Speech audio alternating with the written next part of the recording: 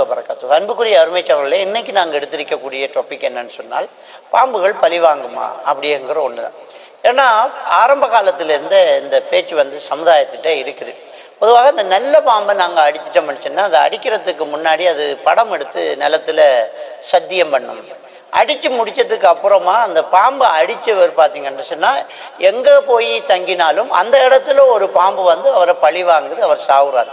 இது நடந்திருக்குது. உண்மையாக இப்படியான சில கதைகள் கிராமங்களில் ஊர்களில் எல்லாம் இருக்கத்தான் செய்யுது. ஒரு பாம்பு தன்னை அடிக்கிறவரை கண்ணில் படம் எடுத்து கொள்ளும். அந்த படம் எடுத்து அந்த கண்ணில் அவர் ஃபோட்டோவை வச்சிருக்கும்.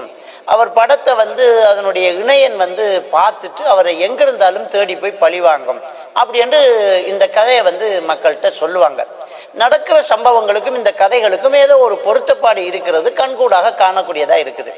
ஏன்னா நிறைய ஊர்களில் நீங்களே பார்த்துருப்பீங்க, கேட்டுக்கொண்டிருக்கக்கூடிய உங்களுக்கும் சில அனுபவங்கள் உங்கள் குடும்பத்தில் நடந்ததாக சில கதைகளும் இருக்கும். ஒருத்தர் பாம்பு அடிச்சிருப்பார். பாம்பு அடிச்சுட்டு எங்கேயோ இன்னொரு ஊருக்கு போய் தங்கியிருப்பார். தங்கியிருந்தால் அந்த இடத்துல அவரை பாம்பு விரட்டி இருக்கும், பாம்பு வந்திருக்கும், பாம்பு கடிச்சு இருக்கும், பாம்பு காலை சுற்றி இருக்கும். இப்படியான சம்பவங்கள் நடக்கிறத காணக்கூடியதாக இருக்குது.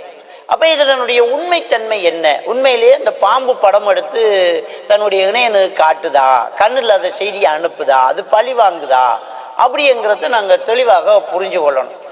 இதை வச்சு என்ன செய்கிறாங்கன்னு சொன்னால், சில திரைப்படங்கள் இச்சாதரி பாம்பு அப்படின்ற ஒரு கதையை உருவாக்கி இருக்கிறாங்க.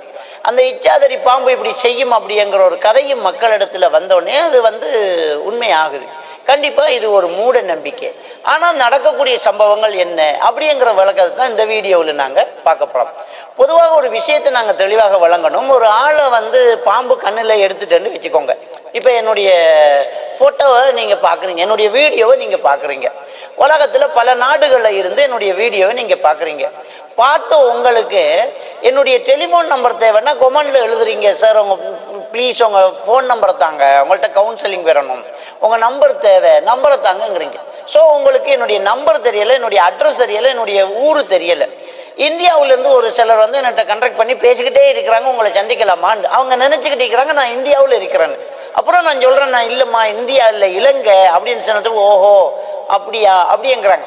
அப்போ நான் எங்கே இருக்கிறேன்னு படத்தை பார்த்தோன்னே உங்களுக்கு தெரியுமா?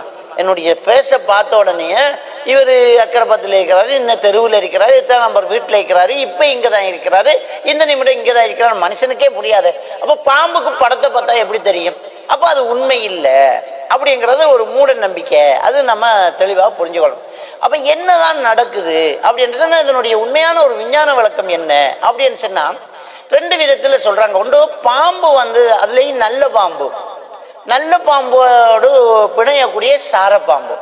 இந்த ரெண்டு பாம்புலையும் என்னன்னு சொன்னால், அந்த பெண் பாம்புல ஒரு விதமான தண்ணீர் வழியாகும். அதாவது பார்த்தீங்கன்னு சொன்னால், விலங்குகள் கருவிடக்கூடிய நேரத்தில் அதிலிருந்து ஒரு வாசம் வெளியாகும். மாடு வைக்கக்கூடியவங்களுக்கு தெரியும், மிருக வைத்தியம் படித்தவங்களுக்கு தெரியும். அதாவது சினைப்படுத்துதல் அப்படிம்பாங்க. சினைப்படுத்துதலுக்கு என்ன பண்ணுறது, சினைப்படுத்துதலுக்கு என்ன செய்கிறது? அதாவது ஒரு பெண் மாட்டுக்கிட்ட ஒரு ஆண் மாட்டை கொண்டாந்து வச்ச உடனேயே அந்த பெண் மாட்டு ஆண் மாடு சினைப்படுத்துமா, அதனோடு ஈடுபடுமா அப்படின்றத ஈடுபடாது, பக்கத்தில் நிற்கும். ஈடுபடுறதுக்கு அதுக்கு ஒரு மூடை உருவாக்கணும்.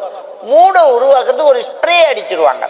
அந்த ஸ்ப்ரே அடிச்சு விட்ட உடனே அதுக்கு அந்த மூடுகள் அந்த வாசம் வரும் அந்த மாட்டுக்கு. அந்த வாசம் எங்கிருந்து எடுக்கிறாங்க? அந்த ஸ்ப்ரே என்ன அப்படின்னு சொன்னா, கருக்கட்டக்கூடிய நேரத்தில் பெண் மாட்டினுடைய உறுப்புல இருந்து ஒரு வாசம், ஒரு திரவம் வெளியாகும். அதுக்குன்னு ஒரு வாசம் இருக்கு.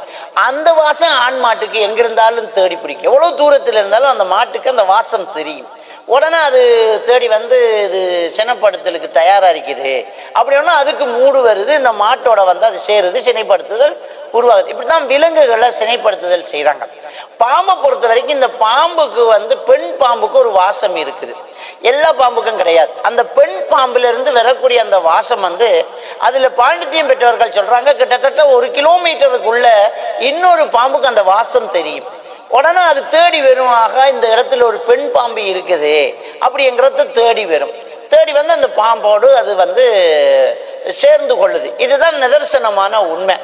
இப்படிப்பட்ட அந்த தன்மை கொண்ட அந்த பாம்பை நாம் அடிக்கும்போது அந்த திரவம், அந்த நீர் வந்து நம்மள வெளிப்படுத்துது, அது வந்து நம்ம உடுப்புல படுவது. இன்னொரு விஷயம் சொல்றாங்க, ஆபத்து என்று வரும்போது இந்த பாம்பு, இந்த சாரப்பாம்பு, குறிப்பாக நல்ல பாம்பு, இந்த நாகப்பாம்புங்கிற அந்த பாம்பு வகைகள் என்ன செய்யுதுன்னு சொன்னா, ஆபத்துன்னொடனே ஒரு நீரை, ஒரு வாசத்தை வெளிப்படுத்துது. வெளிப்படுத்தினோன்னா அங்கே இருக்கக்கூடிய மற்ற பாம்புகள் வந்து இதை தேடி வருது அப்படின்னு ஒரு சிலர் சொல்றாங்க. ஆனால் நான் முதல் சொன்ன கருத்து தான் நம்பகமான, பல வைத்தியர்கள் சம்பந்தப்பட்ட ஒரு விஷயமாக இருக்குது. மிருக வைத்தியர்களால் வரக்கூடிய ஒரு விடயமா இருக்குது. ஏன்னா என்னுடைய நண்பர் ஒருத்தர் அதில் பாண்டித்தியம் பெற்றவர், அவர் வந்து இது சம்பந்தமாக விசாரிக்கும் போது இதுதான் அதனுடைய உண்மைத்தன்மை அப்படி என்று சொல்றார்.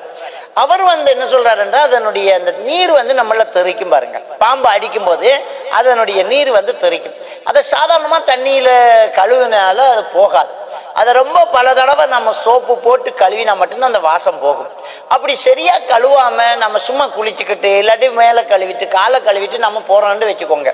நீங்க பாம்பு அடிச்ச ஒரு ஊர், அதுல இருந்து ஒரு எத்தனை தூரம் போய் இன்னொரு ஊர்ல நீங்க போய் தங்குறீங்கன்னு வைங்க, நீங்க தங்கி இருக்கிற இடத்துல, நீங்க இருக்கிற இடத்துல பாம்பு இருக்கிறதாகத்தான் வாசம் இருக்குது. அந்த ஏரியாவில் உள்ள இன்னொரு பாம்பு என்ன செய்தா, ஆகா இந்த இடத்துல ஒரு பாம்பு வந்திருக்குது அப்படி என்று தேடி வரும். தேடி வந்து நம்ம 4 பேர் படுத்துட்டு இருப்போம், 3 பேரை தாண்டி அவர் மேலால ஏறிக்கிட்டு வந்து இவர்கிட்ட மட்டும் பெறும். வந்து அந்த வாசம் பெறக்கூடிய இடத்துல பார்க்கும் பாம்பு இருக்காது. அப்போ அதுக்கு கோவம் வந்து அந்த இடத்துல கொத்தி போட்டு போகுது, அந்த விஷம் ஏறி அவர் செத்து போறாரு.